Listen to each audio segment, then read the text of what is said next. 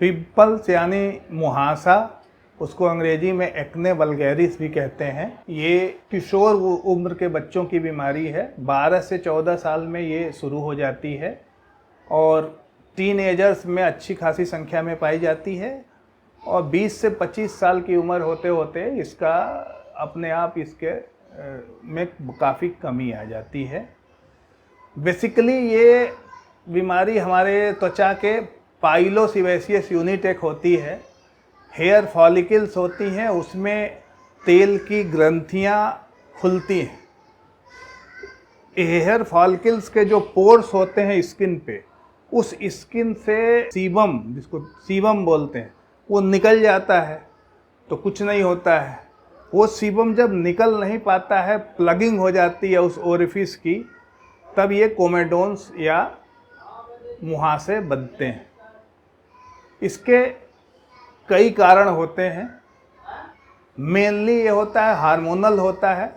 Hormone की sensitivity उस organs में, हमारे सिबेसियस ग्लैंड सेंसिटिव हो जाती है, ज़्यादा सीबम यानी तैलीय पदार्थ पैदा करती है। वो तैलीय पदार्थ ज़्यादा होने की वजह से उसमें एक बैक्टीरिया, पी एक्नी कहते हैं उसको, वो वहाँ बढ़ जाता है। उसके वजह से कुछ ऐसे चेंजेस होते हैं जिसके वजह से केराटिन के प्लग बन जाते हैं। केराटिन मतलब हार्ड मटेरियल बन जाता है।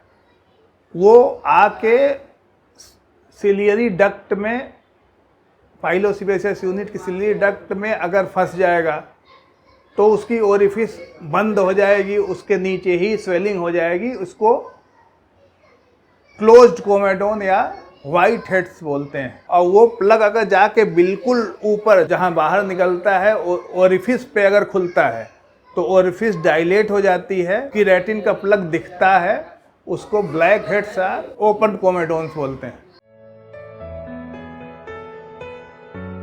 प्यूबर्टी वाले एज वाले मुहासे जो नॉर्मल मुहासे होते हैं, ये होते हैं। एक बच्चों में भी मुहासे की तरह दाने आते हैं, एक बड़ों में भी हो जाते हैं मुहासे, ज़्यादा एज में भी मुहासे होते हैं, वो अलग किस्म के होते हैं। इसके अलावा कुछ दवाएं खाने से भी एक्निफॉर्म इरप्शंस आते हैं वो, लेकिन ये वो शरीर के अन्य अंगों पे भी हो सकते हैं। ये मुहासे सामान्यतया चेहरे पे होंगे, कंधे पे हो सकते हैं, पीठ पे हो सकते हैं, छाती पे हो सकते हैं। ज़्यादातर ये सामान्य मुहासे यहीं पाए जाते हैं।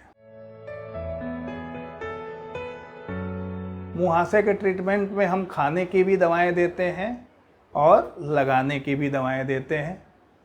मुहासे के ट्रीटमेंट में खाने में एंटीबायोटिक देते हैं बैक्टीरियल इन्फेक्शन को कम करने के लिए। लोकल एप्लीकेशन में कई तरह के एप्लीकेशन हमारे पास है। एंटीबायोटिक ऑइंटमेंट हम लगाते हैं। ये सारी दवाएं इन्फेक्शन को भी कम करेंगी, इन्फ्लेमेशन को भी कम करती हैं और बैक्टीरियल इन्फेक्शन को भी कम करती हैं। केराटिन प्लग को डिज़ोल्व करेंगी, जिससे कि मुहासा ठीक होता है। इसके अलावा कुछ सर्जिकल प्रोसीजर्स भी हैं, जैसे कोमेडोन एक्सट्रैक्ट किया जाता है। कोमेडोन में जैसे सिस्ट वगैरह हो गई तो उसका ऑपरेशन भी किया जाता है, लेकिन ये सब बहुत रेयर है। ये सब यूजुअली थोड़ा ज़्यादा उम्र के लड़कों में होती हैं। लड़कियों में सिस्ट और एब्सिस वगैरह कम बनते हैं। पिंपल को कभी भी फोड़ना नहीं चाहिए। पिंपल को फोड़ने से सेकेंडरी इन्फेक्शन के चांसेस बढ़ सकते हैं, जिसके वजह से स्कारिंग और उसके बाद वहाँ पे पोस्ट इन्फ्लेमेटरी हाइपर पिगमेंटेशन यानी कि स्किन के डार्क होने के चांसेस बढ़ जाते हैं। इसलिए मुहासे को कभी न फोड़ें, डॉक्टर की सलाह से ही मुहासे का इलाज करें। पिंपल मुहासे को रोकने के लिए ये है कि आप सिर में बहुत ज़्यादा तेल न लगाएं, चेहरे पे बहुत ऑयली क्रीम न लगाएं, बहुत ज़्यादा फास्ट फूड वगैरह ना खाएं, स्ट्रेस में ना रहें, व्यायाम करें, प्रसन्न रहें, हेल्दी फूड खाएं, समय से सोएं, समय से जगें, समय पे अपना चेहरा सही फेस वॉश या साबुन से धुलते रहें।